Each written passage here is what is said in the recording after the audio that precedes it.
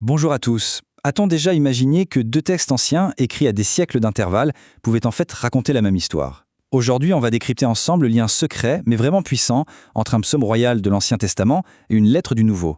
Un lien qui révèle un récit unique et d'une cohérence assez bluffante. Alors, la question centrale, c'est bien celle-ci.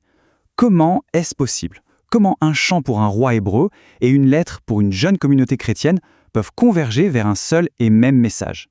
À première vue, tous les opposent. Et pourtant, c'est l'énigme qu'on va tenter de résoudre. Allez, on commence par la première pièce du puzzle. On plonge directement au cœur des écritures hébraïques avec le psaume 110, une prophétie aussi ancienne que mystérieuse.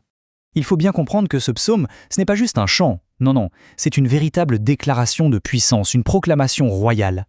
Il annonce la venue d'une figure messianique, non seulement choisie par Dieu, mais destinée à un règne de victoire absolue. Et pour bien saisir la portée de ce texte, il faut avoir en tête ce que veut dire psaume messianique. En gros, dans la tradition chrétienne, ces textes sont vus comme des indices, des prophéties qui dessinent le portrait du Messie à venir.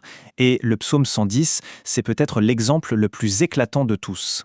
Alors là, le portrait qui se dessine est fascinant. Ce roi n'est pas un souverain comme les autres, pas du tout. Il est directement établi par Dieu. Il est assis à la place d'honneur ultime, à sa droite. Sa victoire est présentée comme une certitude, comme si c'était déjà fait. Et puis, il y a ce détail incroyable. Il cumule deux fonctions qui sont normalement séparées, celle de roi et celle de prêtre éternel. La question reste donc posée. Qui peut bien incarner cette double identité, à la fois si singulière et si puissante? Ce texte ancien nous laisse avec ce grand mystère. Passons maintenant à la deuxième pièce de notre puzzle. C'est ici, dans le Nouveau Testament, avec la lettre aux Éphésiens, qu'on va trouver une réponse. Et quelle réponse? Ici, l'apôtre Paul ne fait pas que passer le bonjour. Il déploie une vision absolument cosmique. Il explique la place centrale de Jésus dans tout l'univers et du coup, la mission qui en découle pour l'Église. Paul décrit cette ascension en 3 temps. C'est fulgurant. D'abord, la résurrection, la victoire totale sur la mort. Ensuite, l'élévation. Jésus est placé au-dessus de toute autorité imaginable, dans le ciel et sur la terre. Et enfin, le don, parce que cette souveraineté, il ne la garde pas pour lui. Il est donné comme tête, comme chef à l'Église. Et c'est maintenant que ça devient spectaculaire. C'est le moment clé, celui où les deux récits fusionnent, où les deux pièces du puzzle s'emboîtent parfaitement. Et voilà, la connexion devient lumineuse.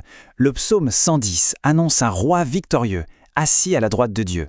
Des siècles plus tard, Éphésiens 1 révèle que cette prophétie s'est accomplie en la personne de Jésus, ressuscité et glorifié. C'est la promesse d'un côté et la réalité de l'autre. C'est un écho parfait à travers les siècles. Donc le point crucial, c'est celui-là. Quand on les lit ensemble, ces textes ne sont plus deux histoires séparées, mais un seul et grand récit. Un récit qui invite à contempler la grandeur du Christ et cette puissance incroyable qui a opéré sa résurrection. Bien. Mais alors, qu'est-ce que tout ça change pour aujourd'hui? Quelle est la pertinence de cette connexion théologique? Quel message peut-on en retenir? Eh bien, la conclusion, elle est directe et elle est percutante. Cette puissance extraordinaire, celle qui a ressuscité Jésus des morts, ce n'est pas juste un fait historique à admirer. Elle devient la vocation même de l'Église. C'est sa raison d'être. Et voici le point final, et sans doute le plus important. L'autorité souveraine du roi prophétisé dans le psaume, c'est la même énergie, la même puissance qui est maintenant à la disposition de l'Église pour accomplir sa mission. Il n'y a pas deux puissances distinctes, il n'y en a qu'une seule, qui a été transmise.